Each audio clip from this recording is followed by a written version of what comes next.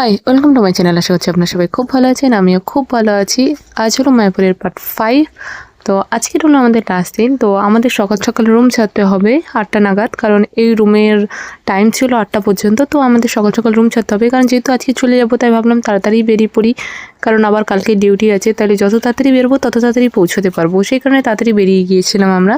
আর যখন তুমি বেরোবে শুধু তুমি না, দেখবে অনেকেই সেই দিন বেরিয়ে যাচ্ছে, আবার অনেকেই আসছে, এরকম একটা ব্যাপার। মানে তুমি রুমটা খালি করলে আবার সেই রুমটা অন্য কেউ হয়তো ভর্তি করে দিল, এরকমই হয়।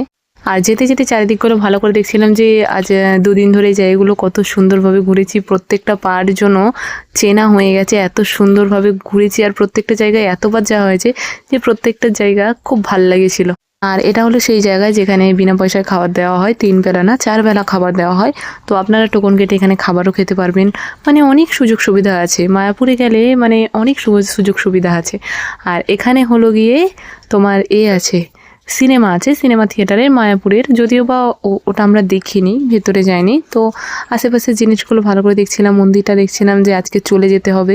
এটা ভেবে কেমন মনটা একটু খারাপ খারাপ লাগছে যে এতদিন ধরে এই মন্দিরটা এত পরিক্রমা করেছি যে মন্দিরটার মায়ায় পড়ে গেছিলাম। কারণ জায়গাটার নামটা কি সেটাও তো দেখতে হবে, মায়াপুর। মানে মায়া তো সবাইকে পড়তেই হবে, তাই না? আর তুমি ভগবানের কাছে আসবে, মায়ায় পড়বে না, সেটা তো হতেই পারে না, না? আর তারপরে আস্তে আস্তে এই সব পদ্ম মন্দির, সব কিছু মন্দিরগুলো দেখে দেখে আস্তে আস্তে যাচ্ছিলাম। আর যেতে যেতে মনটা খুব খারাপ লাগছিল সত্যি, যে এতদিন যেখানে ছিলাম, তো সেই জায়গাটা থেকে যেতে অবশ্যই মনটা খারাপ লাগবে। আবার এত সুন্দর একটা জায়গায় এসেছিলাম।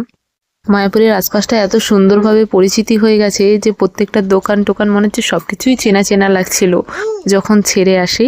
তো এইভাবে আমরা মায়াপুরটা খুব সুন্দর ঘুরেছি। খুব ছোট্ট ট্রিপ ছিল, বাট মনের শান্তিটা ছিল। So tata.